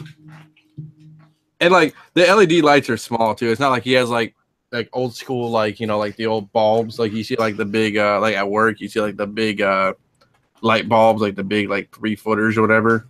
Right. So my plant lights. Yeah, your plant lights. Use those old school halogen lamps that everyone used to have in their rooms. The little Fuck that. I'm gonna do oil. Just put oil in whale oil. it. Shoot, what else we got in here? I don't know. I was gonna ask DeVoe about this Netflix Disney stuff. You guys know anything about? I mean, the Star Wars, and I think you were saying that, weren't you? Yeah. Brian? I think Netflix has time to build the catalog, but Disney's going to take a huge chunk out of Netflix current catalog when they open their streaming channel in 2019. Yeah, but I don't think that's actually true. I mean, I know what you're saying, but I think with the original content, they just put like 8 billion in original content. So I know they know that's coming, but I think they're gonna supply with $8 billion worth of. I don't see it spelling doom for Netflix by any means, but. I was having a hard time like pulling out a list of what would be removed if it we all have a hard time pulling out, Paul. I have a couple kids, so.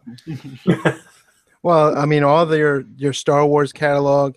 There was a Wall Street Journal article this past week that said that I don't think they have a definitive answer yet, but it does look like they're going to be pulling all the Marvel shows that they've created with Netflix. They just signed that big deal with Netflix and Disney 2 years ago, where Stars had it before, where everything that all the animated movies were going to hit Stars first. Well, they were hitting Netflix first. All those are going to be pulled. All that Disney Channel shows, Disney Junior, my kids watch the crap out of. And if they have that deal goes through with them buying Fox, I mean, that's going to take a bunch more. That's true. Why doesn't Disney just buy Netflix? I think Disney should buy Netflix and Amazon. And I mean, no, but. And buy Apple, fuck it. Yeah. Well, I think United States of Disney. It's like a mom corporation in Futurama, just buy everything. Yeah, I think there is some type of business deal between Apple and Disney, and I think that bridge is there with Pixar's, or where I forget all the details behind that, but because Jobs, didn't he go and start Pixar up or something like that, and then come back to Apple? No, it was one of those. It wasn't Jobs. It was somebody. Gotcha. But I know you're right. A A lot of shit would be taken off. I'm looking at Netflix now. Yeah. But I mean, like I said, Netflix isn't getting. I don't think Netflix is going to go anywhere. I mean, I'm not going to lie. I'm a big Disney fan, so I'm looking forward. I'll have both subscriptions. But Joe was saying earlier when we were talking about Netflix, when you were talking about Stranger Things, that there's a series called Mind Hunter. Yeah, I heard good stuff about that, man. Mindhunter. I don't know what it's about. It's about serial killers. Yeah, and FBI and inside their minds, obviously. Do they go to jails and interview them? Yeah, so they take they take recorded interviews and try to reproduce them, and it's like uncanny, the resemblance and the mannerisms they do and stuff like that. I saw a video, like a side by side on Reddit of one of them, and it was like the exact mannerisms and like of the serial killer to what the actor was doing. What was the one on HBO with Matthew McConaughey? Lincoln True Lawyer? Detective. Oh, True Detective. Yeah, I think my wife and I ever finished the first season, but that was really good, man.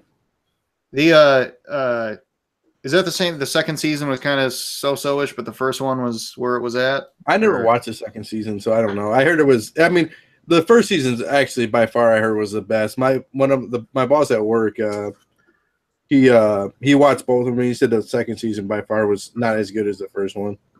Oh, for sure. Yeah. But it's coming back. The first season was just so bizarre, and you couldn't really even figure out what was going on until like maybe the second to last episode. Correct. That it just kept you watching. I'll be surprised. I'm interested to see what they do for the third. Well, they're gonna bring. Who do they have? That the dude who was in Moonlight and House of Cards. Ali, what is his name? Shaka Mamar or whatever his dude's name is. I'm sure that was really close. I don't know that dude's name. Moonlight dude. Moonlight dude. Moonlight dude. No, sorry. It's Mahershala Ali is the guy's name. He's gonna be in it, and I think it's gonna be I thought it was Viggo Mortensen. Aragon? Was it? Yeah, I think it was. Was it him? Oh shit! He's supposed to be in it. Like see full cast, and they don't have any full cast. I thought it was supposed to be Viggo Mortensen and him in the next one, but I could be wrong. So, yeah, Will said season 2 was crap. So, yeah, all right. Season 1 took 3 years to develop. Wow. I mean, you can't tie down Matthew McConaughey for more than like 3 months. Okay. I mean, he's got a lot of car commercials. He's got. It bounced around in time, so like he looked totally different in maybe that's why, because he just looked different. But I mean, I guess they could do that with makeup, but yeah, I guess. No, I mean, you can tell why he won all those awards for it. I mean, he kind of stole the show, you know. Woody Harrelson was good in it too. Oh yeah, for sure. He definitely was. Not to mention, what's her name? Alexandra Daddario. Oh, Daddario. Yeah. I've seen a couple of those clips. Yeah. Earmuffs. Are there any shows that kind of did like a Riker's Beard kind of thing, where the preceding or the following seasons were just what made the series versus the first one? The second series or the second season and whatnot were better than the first? I mean, Thrones, I guess. I don't know. Thrones season 1 was pretty crazy. But I mean, season 2 through 7 is by far, you know, I mean. Oh no, I agree. But yeah. Season 1 was, I mean, there are shows that get better with time, like a fine wine, or as far as the seasons just improve content over time. But I don't know if there's any show that was like that you can think of where the first season was like, this is shit, I'll never watch it again. It should go off the air, and then they do season 2 anyway, and you're like, oh man, It's Always Sunny in Philadelphia. Got their shit together. Was that one? I thought that's true. Was it that's season true. 2 when they brought Danny DeVito in? Yeah. Do you think Gotham? I mean, season 1 was okay, but you think season 2 is better than season 1 in Gotham? Did anybody watch it? I think I watched the first 2 seasons, and I thought season 2 was better than season 1. Yeah. I think most people think Agents of S.H.I.E.L.D., the second season, was way better. Yeah, that's a good one. What about Arrow? Arrow or Flash or any of those, maybe? I didn't watch Arrow or Flash. I think Arrow, yeah. Flash, to me, I thought Flash was good from season 1, but I think Arrow's second season was better. I haven't watched probably the past 2 or 3 seasons of Arrow, but are you a little? Oh, I was going to ask if you're getting a little burnout on Flash this current season. I don't know if I am or not, or maybe because my wife and I were able to just binge watch the other seasons and they were really good. Now this one we got to wait because we're up to date. We got to wait every week. Yeah, that's usually what I do. I don't watch them for a while and then I'll just binge them and catch up. Yeah. I don't know. I'm kind of on the fence. Arrow went downhill for me. It's the same drama. I think season 3. Was it 3, the one with the bubble or whatever? Was it season 3 at the end of Arrow when they were like in this big bubble to protect from the bomb that was going to blow up the city or something? Or I think that's season 1 or 2. What was I going to say for Arrow? The last episode of Arrow I watched, spoiler, sorry, was where him and Felicity kind of like drove off into the sunset. Yeah, that's the last one I watched. So the first episode of the preceding of the next season, I think I maybe watched the first episode, and then the second one, I don't even know if I got 10 minutes into it, and I just turned it off. Why are you ruining it? Okay. I ruin everything. I know. Ben, we had on here the top 10. We're going to talk about that. I don't know if Dino or Ryan, if you guys had any specific questions. I think we've talked about it maybe once before, briefly. Yeah, last top 10 I didn't do. DeVoe filled in for me. I had some family things going on, and so I couldn't do it last week. But would you think, honestly? What did you think of DeVoe? I mean, it was good, but I mean, yeah, he said let's lay it off. can be honest. Oh, I mean, I actually, I mean, I loved it. I love it just because he's got his like his niche is more variant, is deeper than mine, and so he's able to find some of those variant. I mean, I look at Valiant stuff, you know, to try and keep up with it, but I think I saw that. What was it? That BLK run, whatever that was. Flyboy. Yeah, whatever. I don't even know what that is, but I mean, I think didn't know like a raw copy or something like that move like, I mean, like $300-400 or something this week or something insane. I mean, but I don't even know what it is. Like buttons are selling of that and stickers, and I have no idea what that even is. But he was able to pinpoint that.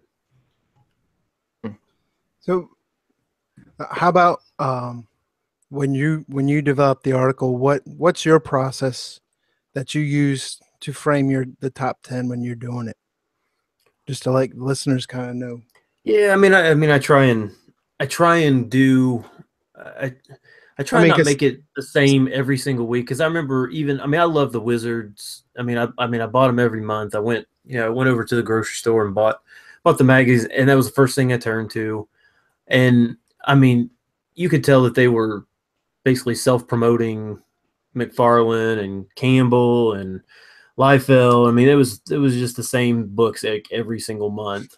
So I try to not have too many carryovers, and honestly, the market changes so fast that by the time I actually publish that, 2 days later, those books could be cold. Do you keep a list? Do you look back at your previous articles to make sure you don't overlap, or do you just let it go and No, the first when I go to write, the first thing I do is go back through the list I just did and go through all those books and see if they have increased even more. And if they have, I'll usually leave them on the list. But if they haven't increased anymore or they've leveled off, then I'll usually pull them from the list. But I usually do try and go back for the ones that were on the list the week or the 2 weeks before.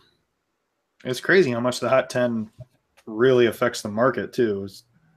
I don't know how many visits we get to the website, but I'm sure it's millions. Yes. Yeah, I mean, there's definitely a lot of people that read it. I don't know if it really, because it's all after, it's all post happened. I mean, some of the stuff, some might be new, but I think honestly, like some of the other articles probably affect it more. I mean, I know DeVoe's, top 100 variants probably affected it more just because most people didn't know about so many of those. What? I think it can be sometimes the same thing with the Hot 10, where you're like, oh, I totally forgot about that book, and I have it in my collection, or oh, I've been meaning to get that one, and I forgot. So I better grab it now before someone else sees this and they're off the market. I think once it's posted on there, it's gone. It's ghost, man. I mean, especially within a couple of minutes, dude. I mean, it's gone. Yeah. I mean, I've thought about doing some like more fun lists. Like I've thought, because I'm a big, me and DeVoe, we dig pretty deep, in long boxes and stuff. And I've thought about doing like a top 10, what I've found in in the past, 2 months or something like that. Cause, I find even this week, I found some great books that, most people would not think that you could still find. So I've thought about doing a list like that. I've thought about doing like a theme list of, top 10, Campbell books, or top 10 Hughes, or something like that, where it's more themed. I think Inigo he used to do like a top 5, where it was more themed, but, it is what it is. I mean, it's just, like I said, it's kind of all post, what's already happened. Some people seem to want me to post what 10 books I think are going to increase. If I could do that, I don't know if that probably wouldn't be free. I don't know if I would get that almanac from Back to the Future, man. It's right, fine. right, exactly. But I don't know. It's fun for sure. I'm glad everybody reads it. There's some haters on it too. Oh, there could be haters for everything, man. I mean, Yeah, It's because you didn't pick the book they loaded up on that week. I mean, that's a problem. I mean, yeah, I mean, like that one. I mean, obviously, you can tell some people. I mean, it's a book that they have, and they're like, "Hey, why didn't you put that on there?" Well, there's only 10 spots, and the honorable mentions. I usually reserve one of them for a golden age book. With that's had a really high sale or something like that, because most people don't really follow that. Those books, because most of them are out of price range anyway. But and then the other one I usually use for some kind of book maybe that hasn't really increased, but has had a bunch of sales, or might be some weird indie book or something like that. Like DeVoe's non-player, which was like fucking nothing a couple months ago, and now it's fucking sky high again. Yeah. So I mean so yeah, people get upset if they're the book that they're following, but when you're trying to look through 36,000 different books and variants of all of them, it's really hard to pinpoint it down to 10. Hey, let's I'll add to it. Do you still I don't know, do you still put books on a marketplace like you were doing when we first started? Yeah, I mean I'm a little behind on it right now, but yeah. I mean, but you're looking at all the current books too, which is it gives you an edge too, don't get me wrong. It does.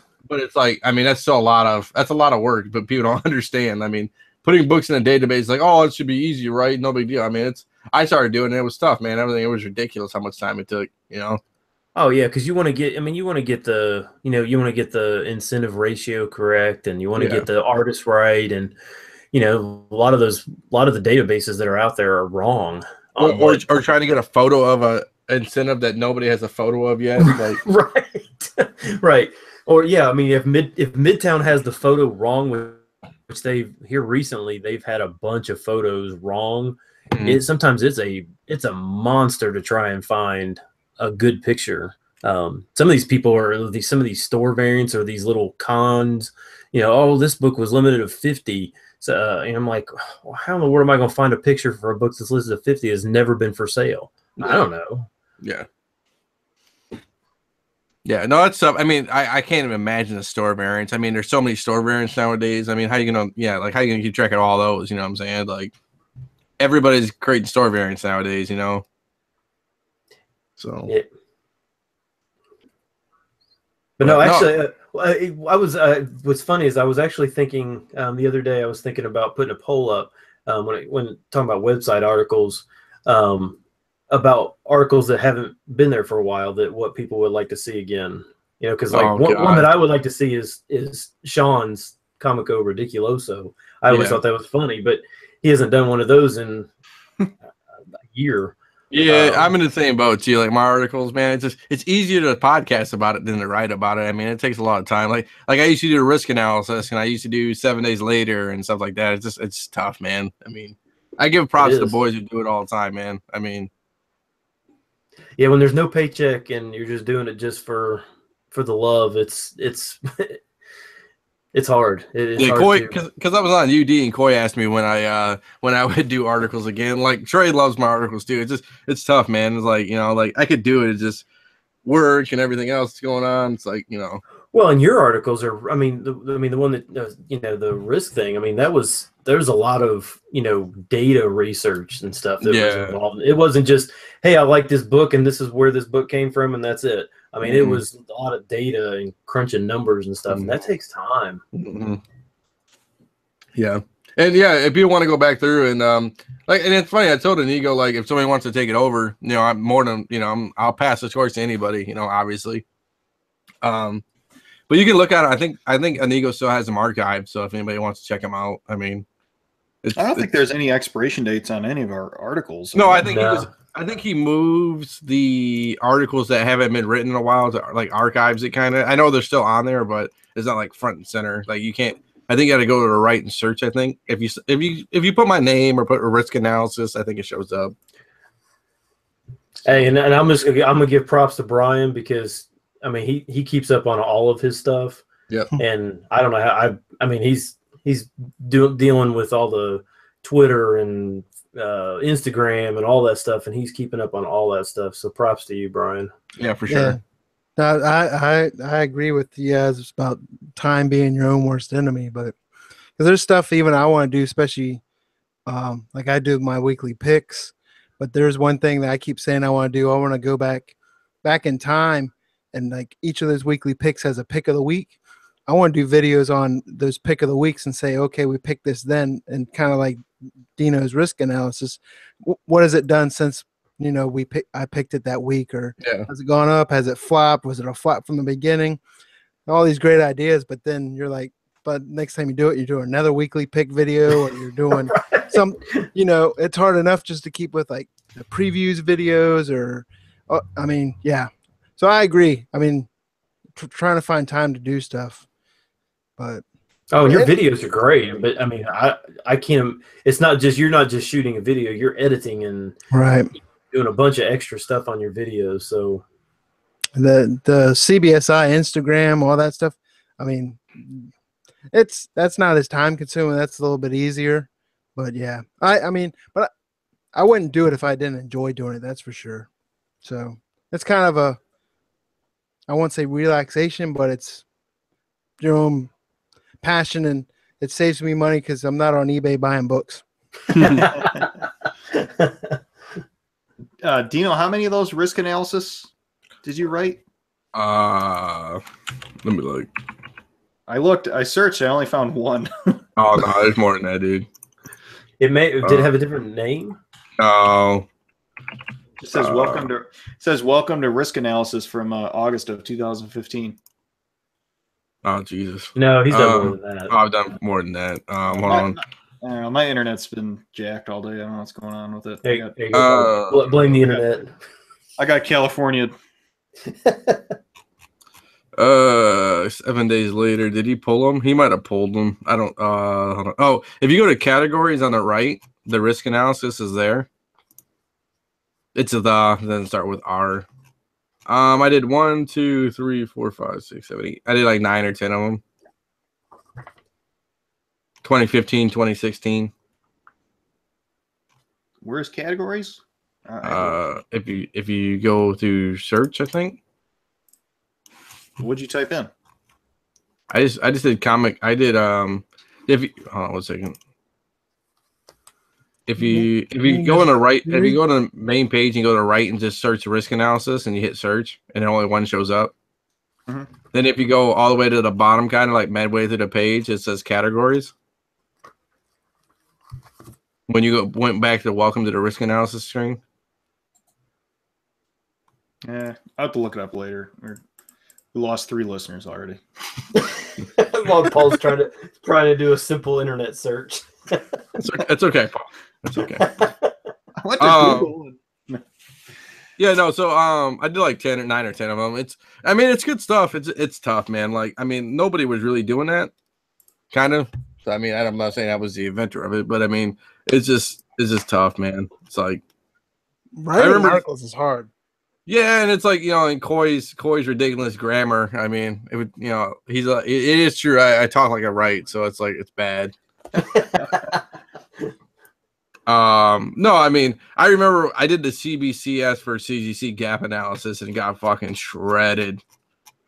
So, yeah, no, that's the worst is when you put all this good work in and then it's just kind of like, yeah, I understand, don't take it personal, but damn, yeah. No, it's good stuff. I mean. And I haven't wrote one. Oh man, it's literally been a year almost since I wrote my last one. November 1st, 2016. Jeez. What a slacker. Maybe I'll write one. I don't know. It's just getting back into it, and it's like, yeah, it's like it takes, like you said, it's not like it's 10 minutes or 15 minutes. It takes like a couple hours, So I don't know if anybody listened to our last show, but I was drinking it up for my birthday, and I just slaughtered my Paul's Problem story. And it was awful. We talked about it at the Weir Home Mansion. Oh my god! And I was dying by the end of that night. I was That's why I'm hosting tonight, because Paul has to go to bed at midnight. It's a gremlin. Because I just killed it. I was like, I gotta go. I'm hitting the button, guys. See it. Yeah, we talked about that too last week. He's like, or 2 weeks ago, he's like, okay, and we're done. I'm like, okay, I guess we're done.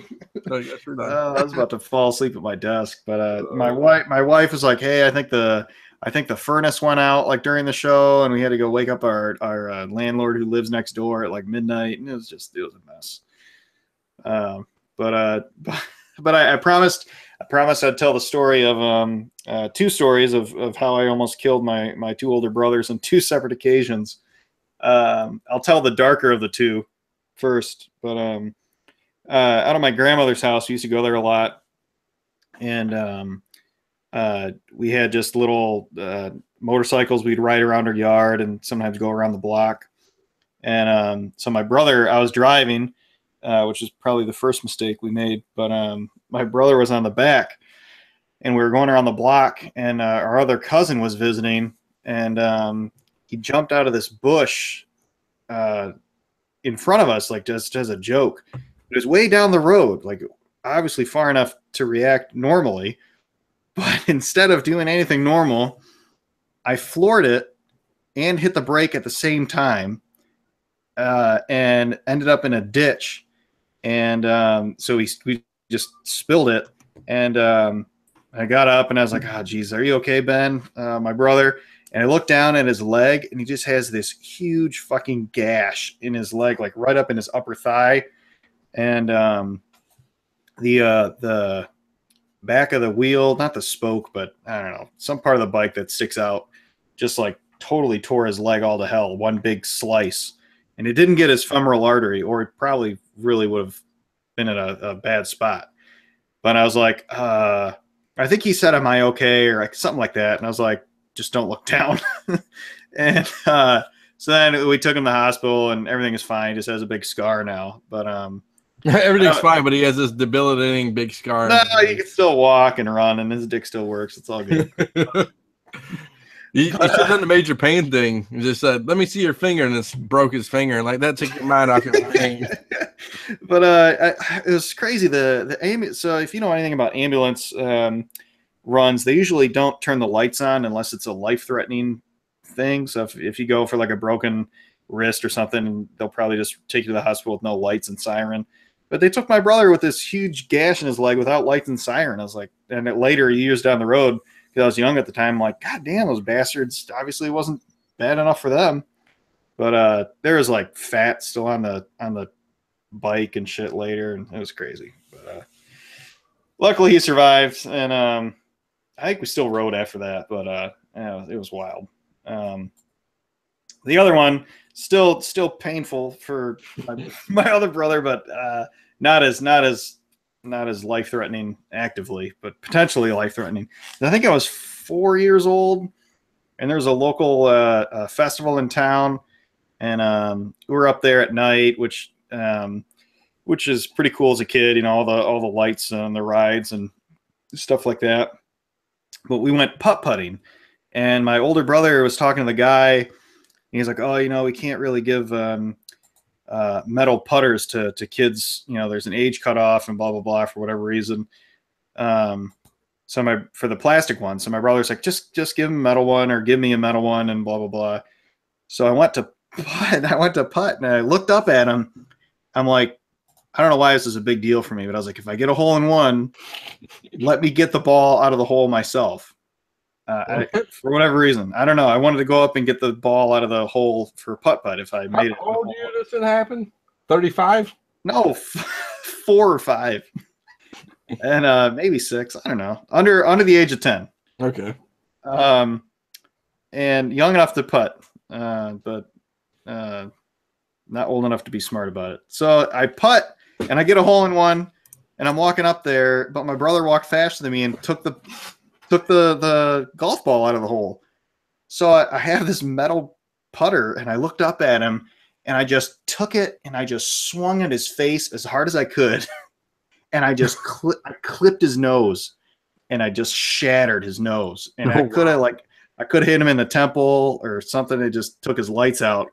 But I just shattered his nose, and he just instantly grabbed it, and just like a fucking faucet of blood just gushing out of his fucking face. Man, how are you not in jail? and so my mom, like, we rode our bikes up there, and I was on the back of my mom's bike in the kid seat. So she rode me home, just like threw me in bed, and rode back up to see what the hell was going on. But it was pretty bad. So those are the two stories that almost killed my brothers. Two separate instances. But crazy times, man. It's you're taking a risk when you hang out with me, apparently. If I don't rub off on you after Baltimore and stuff like that, shit could happen while we're together. But, oh man, I was on high alert when we were in Baltimore. High alert. Yeah, I was trying to keep it low key when you came here too. I mean, try not to have you trip down the stairs or anything like that. You never know. I would sue you. Exactly. Then I'd really have to sell those comics. Yeah. No, it was all good, man. It was all good. Yeah, It's not the first time I've been to the weirder old house. So that's true. You hung out for a while though, so you increased your chances. Yeah. Hope I get a invite. Thanksgiving. Yeah, I don't know. Yeah. Yeah, definitely. I don't know what we're doing for the holidays, but you're always welcome. Okay. Well, yeah, a little heavier on the stories this week, but I did want to. I promised to bring those up. So, wild times. I think it was probably the two most dangerous things that have happened to people around me. I mean, I did almost kill my wife with the ant poison. Hey, now. I thought we weren't talking about the shovel story in the backyard. Like, honey, I dug this hole. You want to see? Can you just lay down there and tell me if it's deep enough? Oh, shit. It's just story of my life. Got to keep it entertaining. Mix it up a bit. I was reading some articles about there's a website, The Verge, I visit just for tech news. And Brian, that's your first problem. Probably. If you have better tech websites for me to look at when I'm bored at work, please let me know, or any fun websites. But Brian, I saw a while ago there's a different video about the IRS scams and shit. But I guess there's a new one where if you get scam emails, you can forward it to this email call, and it's me at rescam.org. So like your Nigerian princes and all that crap, they'll if you forward them those emails, they will actually they have a computer program that fakes a conversation with them back and forth. And the video they have on YouTube is actually pretty funny. They have some actual clips and whatnot. And then the other one that came out a while ago was I don't know if anybody just received those stupid IRS scam calls where they want you to send them money to settle your debt and all that crap. But I mean, I gave it to him. What's that? I said I gave him the money. Is that a problem? Right. So this software engineer guy developed a program that instead of them calling you, his program calls their call center and just floods the shit out of them. It's just a computer voice that says, we've detected you're a scammer and we're going to flood your call center. But the people on the other end get so pissed. That's funny. I'll put that link in the YouTube chat. But I don't know, Brian, have you any cool scam stuff like that you've heard of being developed or tech to get around annoying shit like that? No, I mean, I went to watch the YouTube video for the link that you posted. I didn't get to watch it yet, but we get a lot of stuff, especially local. You'll get a lot of stuff from power companies. You'll get a lot of scams that way, saying the same premise. You need to pay money to keep your power on. Or I got a weird one the other day. It was like, oh, we want to send you a package of LED bulbs and stuff, and I think what they were trying to do is get me to say the word yes. Oh yeah. They'll record you, and they want you to basically say your name, and then they want you to say the word yes, and then they can use that audio recording to sign up for a bunch of crap. Does that make sense? Right. I have heard stuff like that. And then I guess there's one going around now where they say oh, I'm Sally or some female name, and you recently stayed at one of our resorts, and it's like a scam to try to get you to give up money for, I won't say timeshare, but some resort stay or something like that. Then everyone gets the the rich prince email that Yeah. has a diamond mine or whatever that He's gonna give me millions, man. Yeah. Okay, I'm just waiting on it. I did see that a North Korean radio station got hacked and they started broadcasting the final countdown over the radio station in North Korea. I thought that was pretty funny. That is funny. The final countdown for what? It sounds like the Europe song. Oh, Yeah. the song? Oh, I didn't know it was like they just started counting down from 10 on this public radio station in North Korea. That'd be fucked up. It's funny. I don't know what we're gonna do about those guys. We'll have to see what Trey says on Wednesday. So I was watching some video where they were showing what it's like over. I mean, there was like 4 things of what it's like over there in North Korea, where there's 27 approved haircuts that you have to pick from, and you can't. And Kim Jong Il's hairstyle is not one of them. And they have if you commit a crime, the punishment goes against 3 generations. So like not only you get punished, but your kids and your parents and grandparents or whatever get punished. It's weird, man. It's crazy. That is kind of crazy. Like, God damn it, Dad! Why'd you have to go steal the apple? Mafia style, it'd kill your whole family over there. Curse for generations. Yeah, we wouldn't have a Flipside podcast over there. Yeah, right. I'm trying to go nationwide with this thing.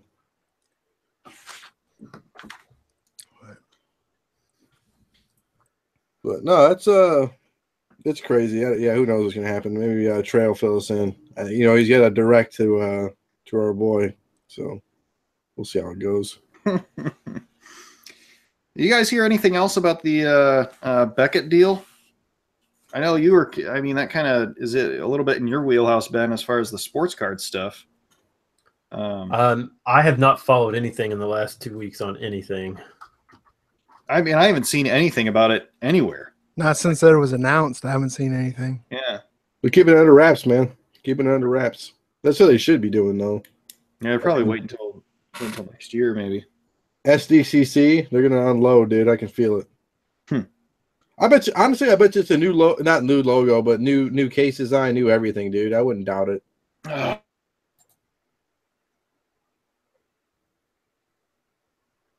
But that's what I think. New case design, new logo, new everything. I hope they just put like a keep the same label at least, and just put like a Beckett's thing on the back, or I don't know. That's just me. Just case fatigue. Yeah. Well, you've got your OCD on your cases anyway, so that's really bad for you. It just looks nice when they match. I don't know.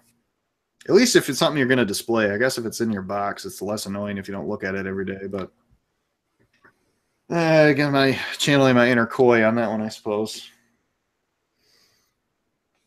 I mean, the only problem you have is the rivets. I mean, you have a couple with the rivets. I mean, yeah, is it shitty looking? Yeah, but I mean, it's not terrible. I mean, yeah, the rivets is probably the worst, but it is what it is. You should get into your toolbox and just take the rivets out of those labels. Vroom, vroom, vroom. Just cut the tops off, dude. Trust me. Yeah, white them out. I'll just color on the case. Make your own rainbow glitter label. Yeah, I was talking about getting the cases signed. Every time I bring that up, people laugh at me. I'm like, I think it's a great idea. Hey, I did that with cards, but that's mostly because it's frowned upon and them signed. I love when people say frowned upon because I go back to the Hangover. I don't want to say it because but no, it's fine. What was I going to say? Yeah, so if a card, do they certify the signature though? Is there any sort of witnesses for that kind of stuff, man? Oh yeah, yeah. And is it goes for less in the sports world? Well, no, I mean it depends. I mean, you don't get like all these, first appearances and Silver Age and stuff. People are getting signed and by Stan Lee and all this stuff. And if you took like, anything from the 60s or whatever, like a Pete Rose rookie card or something like that, and had it signed, it'd basically lose half its value. I mean, you just don't get those signed. It looks bad. So that's when I kind of thought, oh, well, I've got a graded card here, but I want the signature, so I'll just get the case signed.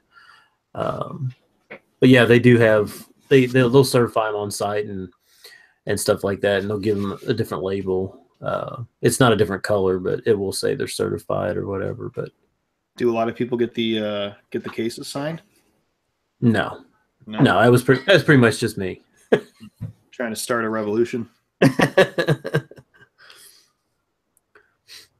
Yeah, I don't know. I was just thinking, it's just like every signed comic book I see, it seems like the graders take the signature and the fact that a pen touched it and depressed the book or whatever as a defect. So I know there are 9/8 out there, but it just seems like they just throw 9/6 at it because it was signed.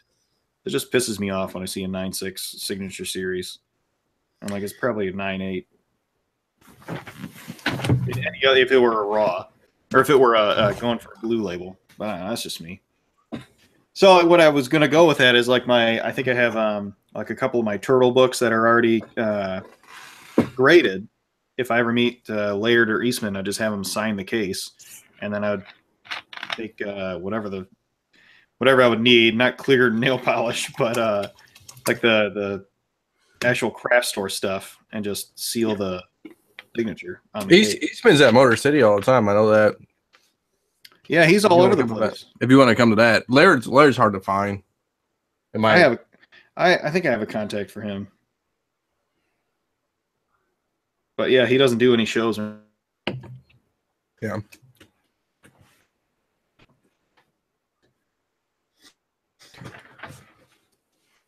Well, we got anything else?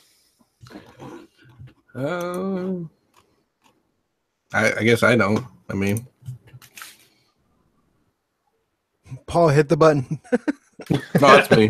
I'm on it tonight. Dino was covering me just in case we had a relapse. Yeah, in case Paul got too saucy and then fell asleep on his keyboard and never can hit the broadcast. It'd be the longest broadcast ever. It'd be 30 years of silence. A couple snores in there. So, I guess all right, boys. I guess we'll call it a night, and then I guess what's 2 weeks? Let's double check. We'll see in 2 weeks or not, because it'll be Thanksgiving weekend. So, but we'll see how it goes. Yeah, the 26th. Yeah, either it's gonna be the 26th, boys, or it'll probably be the 3rd. We'll talk about that later, I guess. So, yeah, we'll see what everyone's family's up to and whatnot. I mean, we should podcast it priority over family. Everybody knows that. So. So, all right, boys. I guess we'll see everybody in 2 weeks, I guess. That's cool. Thanks, everyone. Cool. See ya.